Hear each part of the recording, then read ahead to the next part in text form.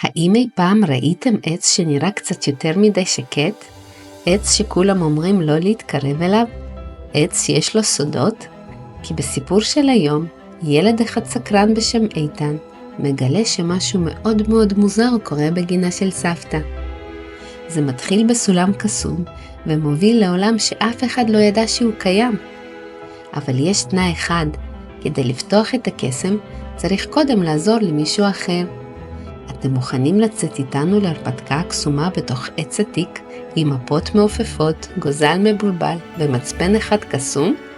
אז שבו בנוח, כי אנחנו יוצאים למסע שאי אפשר לשכוח. איתן היה בן 7. הוא היה ילד עם דמיון פרוע וכובע אדום שהוא חבש תמיד, אפילו בבית. הוא אהב לרוץ, לדמיין שהוא חוקר מסתורי ולפתור תעלומות.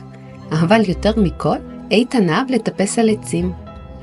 מאחורי הבית של סבתא שלו עמד עץ אלון עתיק גבוה וענקי, שכולם קראו לו העץ שאסור לטפס עליו. אבל איתן לא פחד. להפך, זה סקרן אותו אפילו יותר. יום אחד, אחרי שסבתא נרדמה על כורסת הסריגה שלה, איתן יצא לגינה והבטיח לעצמו רק להעיף מבט קטן, והתקרב אל העץ. כשנגע בגזע שלו, משהו מאוד מאוד מוזר קרה. על העץ הופיעו חריטות עתיקות שלא היו שם קודם. הן התחילו לזהור, ובתוך רגע נפתח סולם קטן בקליפת עץ שהתפתל כלפי מעלה. איתן טיפס שלב אחרי שלב, עד שהגיע לענף עבה במיוחד. שם בין העלים גילה דלת עץ קטנה עם ידית מזהב. הוא פתח אותה ומצא את עצמו בתוך עליית גג קסומה שהייתה בתוך העץ. החדר היה מלא ספרים מעופפים, כדורים זוהרים ומפות ישנות. על שולחן קטן עמד פתק. למי שגילה את סוד העץ, תצטרך להוכיח שיש לך לב אמיץ ורחב. המשימה, לעזור למישהו אחר לפני שתבקש לעצמך.